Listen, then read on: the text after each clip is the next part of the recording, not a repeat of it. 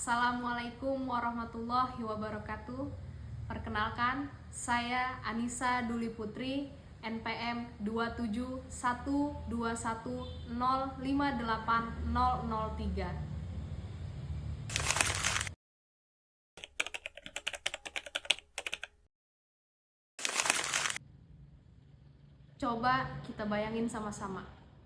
Besok pagi, ketika kita bangun tidur, kita melek mata, tiba-tiba platform-platform digital, media seperti Instagram, TikTok, X, dan juga YouTube tiba-tiba berhenti beroperasi di Indonesia. Apakah demokrasi di Indonesia tetap berjalan? Sekarang coba kita bayangin, kalau besok nih tiba-tiba lembaga-lembaga macam DPR, MK, KPK, dan juga pemerintahan seperti presiden berhenti beroperasi. Kira-kira masih bisa berjalan nggak demokrasi di Indonesia?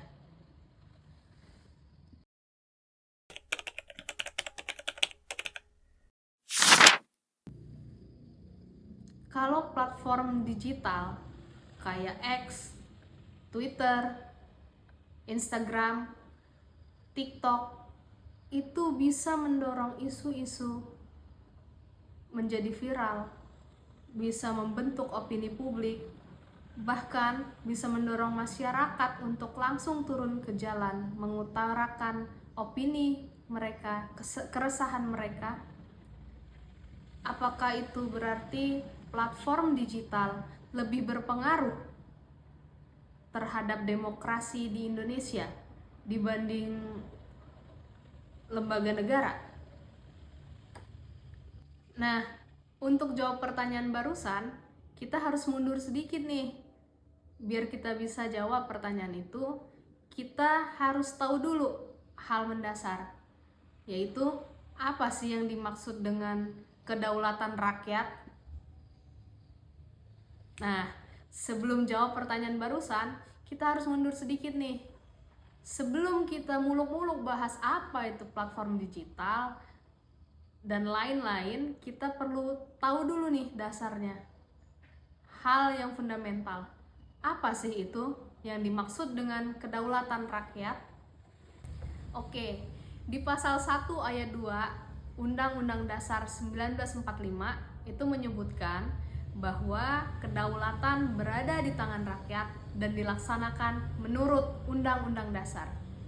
Kedengarannya ya udah simpel aja gitu kan. Tapi ada frasa menarik di situ.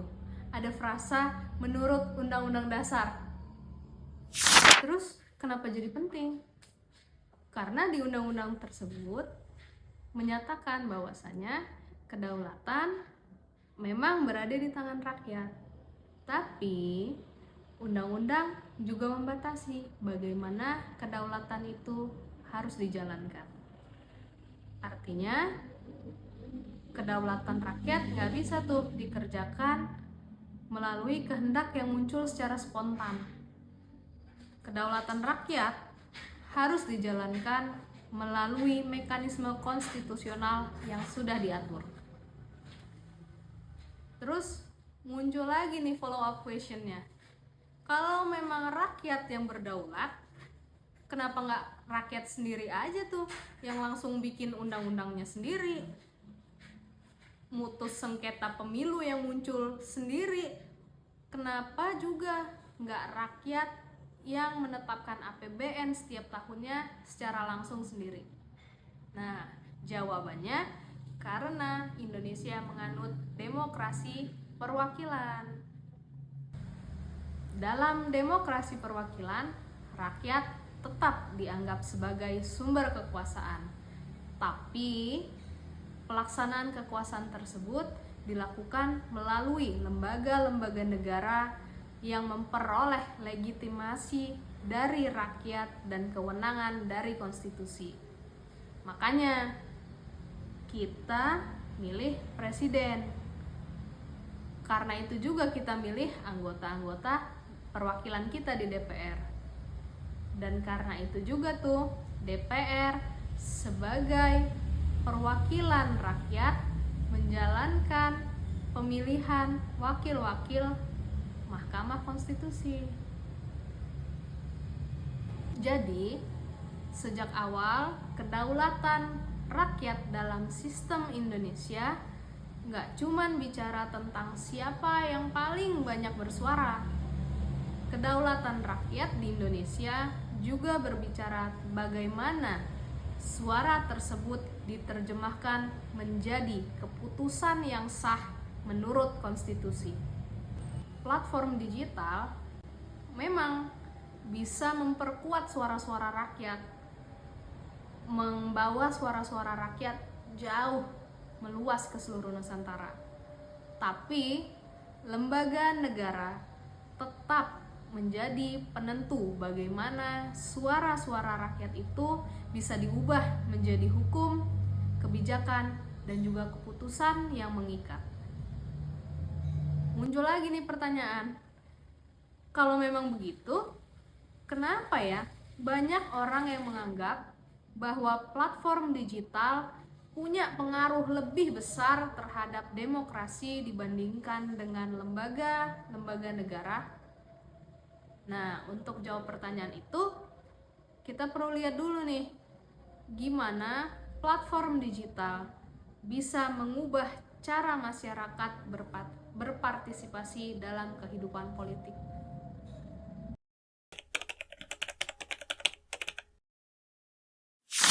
Kita masuk lagi nih ke segmen berikutnya.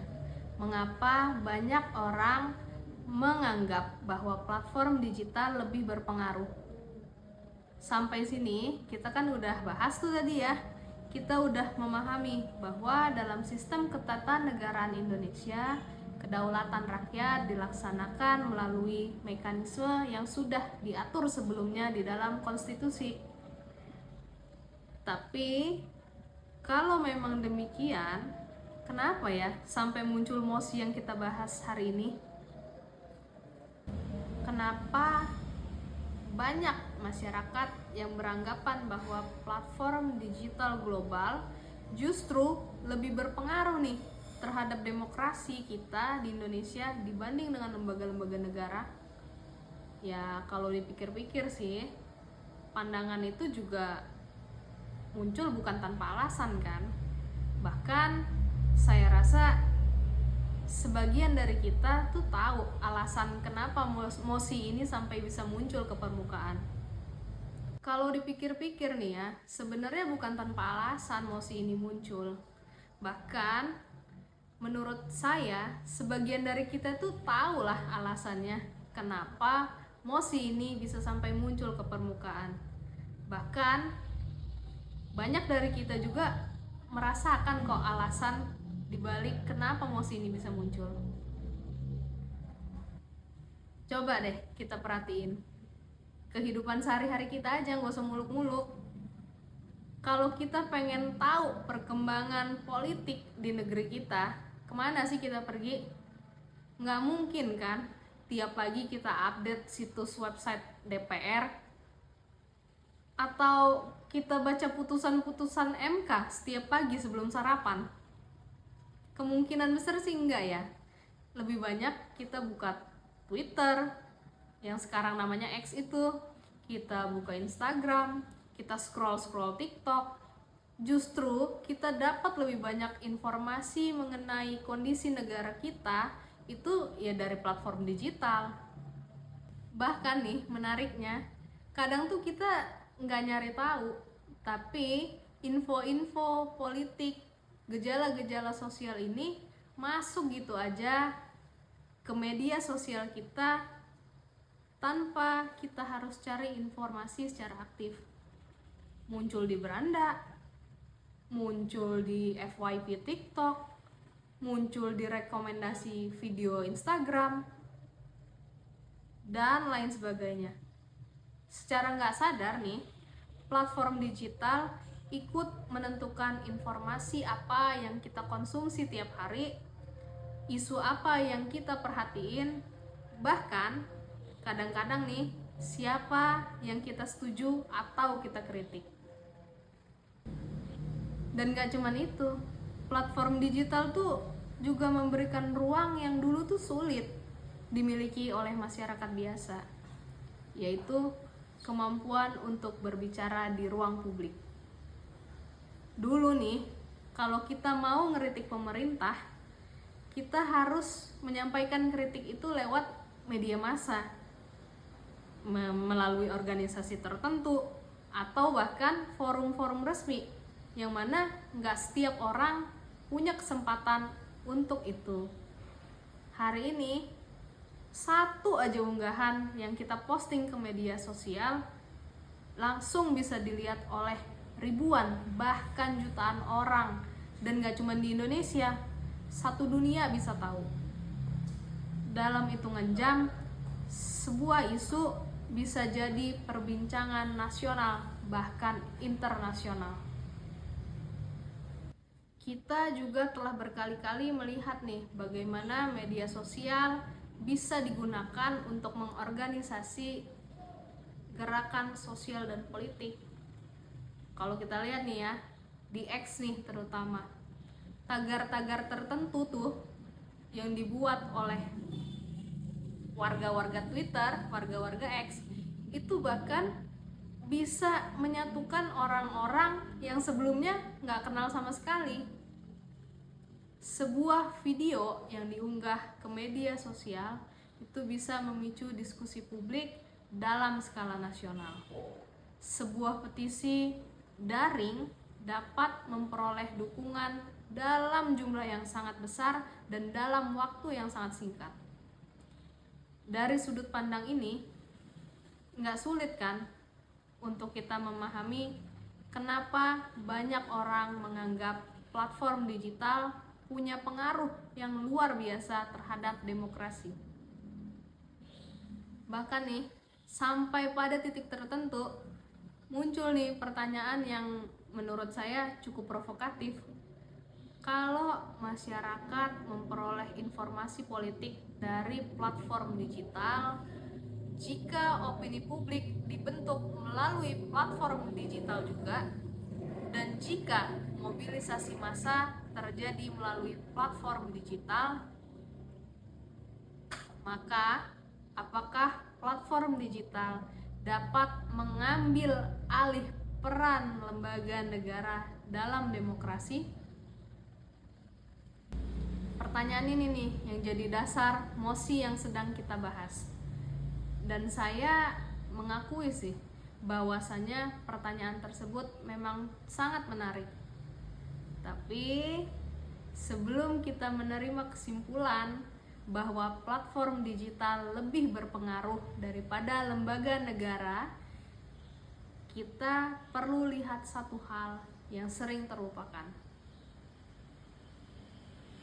Apakah kemampuan mempengaruhi opini publik sama dengan kewenangan untuk mengambil keputusan yang mengikat bagi seluruh warga negara?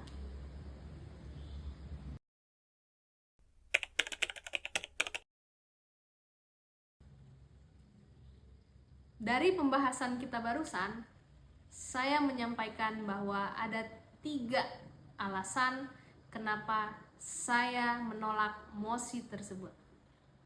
Pertama, pengaruh kewenangan tidak sama dengan kewenangan. Yang kedua, demokrasi tidak berhenti pada suara rakyat, tetapi juga membutuhkan lembaga yang mengubah suara tersebut menjadi keputusan yang sah. Dan yang ketiga, platform digital sendiri sebetulnya masih beroperasi dalam kerangka hukum yang ditetapkan oleh negara. Setelah kita lihat nih betapa besarnya pengaruh platform digital kepada opini publik, saya rasa ada hal yang harus kita bedakan terlebih dahulu, yaitu perbedaan antara pengaruh dan kewenangan. Keduanya mungkin dianggap sama ya, tapi sebenarnya berbeda. Untuk memahami perbedaan ini, coba deh kita bayangkan influencer yang punya puluhan juta followers. Setiap dia bicara, jutaan orang pasti dengar. Dia bisa membentuk opini publik, memengaruhi cara masyarakat memandang suatu isu, bahkan memengaruhi pilihan politik seseorang. Dari sisi pengaruh sosial, mungkin ia lebih dikenal dibanding banyak pejabat publik.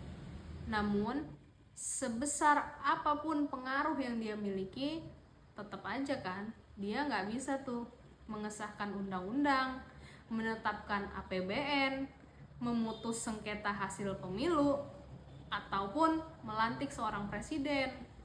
Kenapa?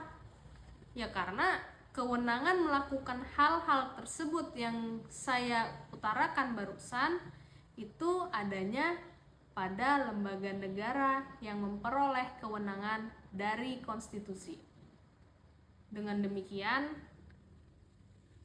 yang perlu kita bedakan bukan siapa yang paling banyak didengar, siapa yang paling berpengaruh ucapan dan tindakannya, tetapi siapa yang memiliki kewenangan untuk mengambil keputusan.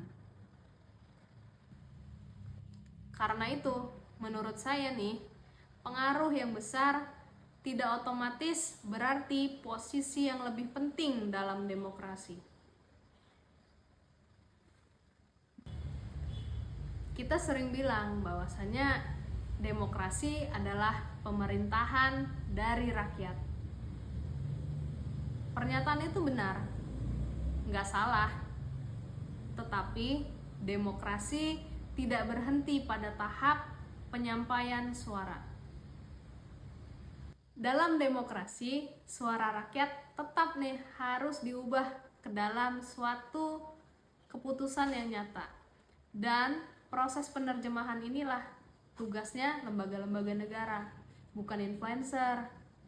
Sebagai contoh nih ya, rakyat bisa menolak kebijakan pemerintah di sosial media, tapi keputusan untuk membatalkan, mengubah, atau mencabut kebijakan itu tetap berada pada institusi yang berwenang.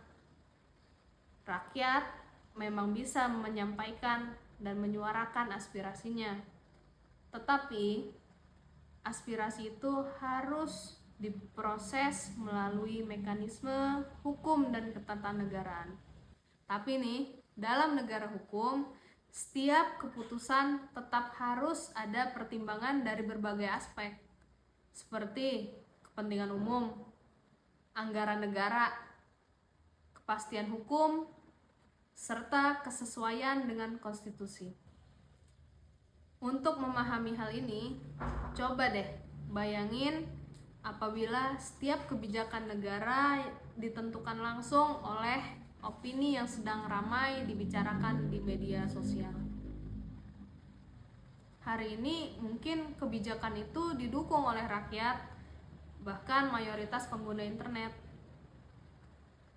Tapi bisa aja besok opini tersebut berubah karena muncul informasi atau bahkan fakta lain yang lebih menarik perhatian. Akibatnya, negara akan kesulitan mengambil keputusan atau kebijakan yang konsisten dan memberikan rasa kepastian hukum.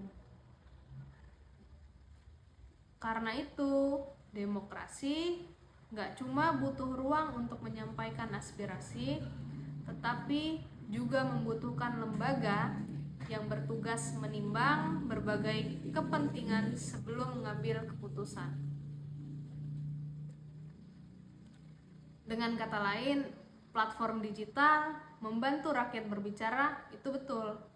Tetapi, lembaga negara lah yang berwenang untuk mengubah suara tersebut menjadi keputusan yang final and binding.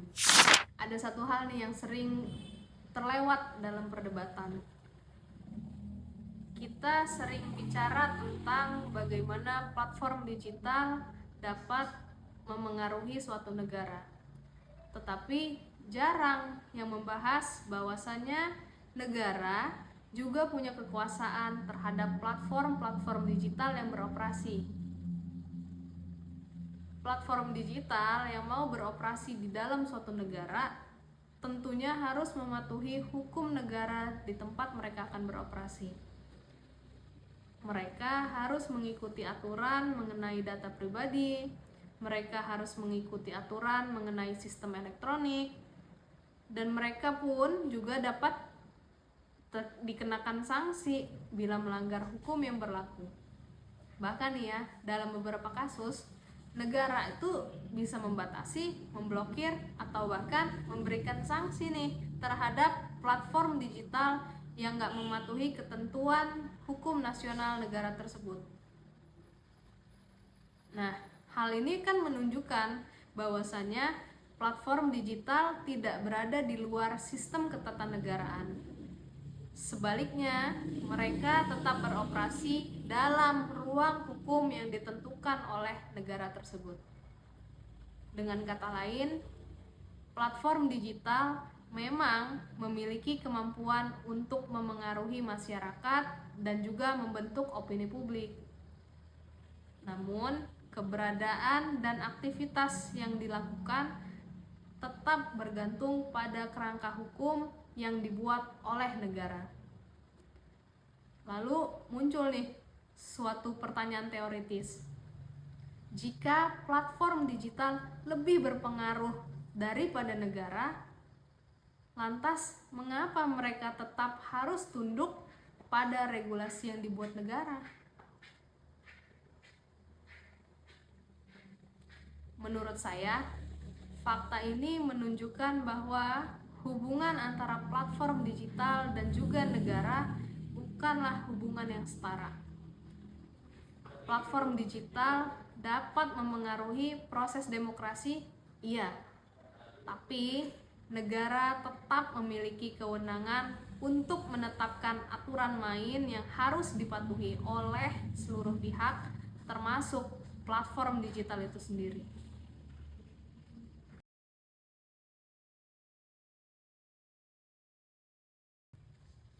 Saya nggak akan menyangkal atau menolak fakta bahwa platform digital memiliki pengaruh yang besar terhadap demokrasi. Bahkan kita bisa lihat kok dari berbagai gerakan sosial yang berkembang melalui media sosial. Contohnya nih, gerakan tagar peringatan darurat pada tahun 2024. Melalui media sosial, informasi menyebar dengan cepat dan berhasil membangun perhatian publik yang sangat luas. Kasus ini menunjukkan bahwa platform digital memang mampu untuk memperkuat suara rakyat dan menciptakan tekanan politik bagi pemerintah. Namun, di sisi lain, kita juga dapat melihat aksi demonstrasi mahasiswa, termasuk yang barusan terjadi nih, yang dilakukan oleh BEM UI pada tanggal 12 Juni 2026 kemarin di Bundaran HI Jakarta terkait kenaikan harga bahan bakar dan berbagai isu ekonomi lainnya. Meski mendapat perhatian publik dan juga dukungan di media sosial, tuntutan yang disampaikan itu tidak serta-merta langsung dapat menghasilkan perubahan kebijakan. Menariknya, kedua kasus ini kan sama-sama memperoleh perhatian publik yang besar. Keduanya juga mendapat ruang yang luas di platform digital. Namun, hasil yang terlihat nggak sepenuhnya sama. Di titik ini, saya ingin mengajak kita semua berpikir sejenak. Jika platform digital benar-benar merupakan pihak yang paling berpengaruh dalam demokrasi, mengapa dua gerakan yang sama-sama mendapat dukungan publik dapat menghasilkan dampak yang berbeda? Fakta bahwa hasilnya dapat berbeda menunjukkan bahwa perhatian publik, seberapa besar pun, tidak selalu berbanding lurus dengan perubahan kebijakan. Menurut saya, perubahan tersebut justru menunjukkan bahwa besarnya dukungan di media sosial bukan satu-satunya faktor yang dapat menentukan perubahan kebijakan. Platform digital memang dapat membangun opini publik dan memberi tekanan politik kepada penguasa. Tetapi keputusan akhir tetap berada pada pihak yang memiliki kewenangan untuk mengambil keputusan. Pada akhirnya, keputusan untuk membuat, mengubah, atau mencabut suatu kebijakan tetap berada di lembaga negara yang memiliki kewenangan berdasarkan konstitusi. Karena itu, menurut saya, platform digital memang dapat memengaruhi demokrasi, tetapi platform digital tidak lebih berpengaruh dibanding lembaga negara. Setelah melihat berbagai contoh tadi, saya rasa sulit untuk menyangkal bahwasannya platform digital memang memiliki pengaruh besar terhadap demokrasi. Tetapi pertanyaan yang sedang kita bahas bukanlah apakah platform digital berpengaruh. Pertanyaannya adalah apakah pengaruh platform digital lebih besar dibanding pengaruh yang dimiliki oleh lembaga negara. Disinilah menurut saya letak perbedaannya. Platform digital dapat membentuk opini publik, sementara lembaga negara memiliki kewenangan untuk mengubah opini, aspirasi, dan juga tuntutan masyarakat menjadi keputusan yang mengikat bagi seluruh warga negara.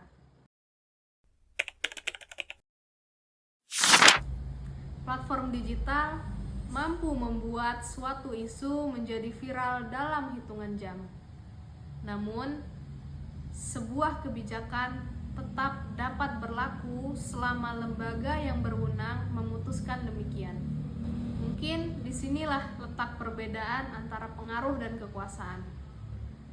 Media sosial dapat menentukan apa yang sedang ramai dibicarakan. Tetapi apakah ia juga menentukan apa yang berlaku? Pertanyaan itulah yang membuat saya menolak mosi ini.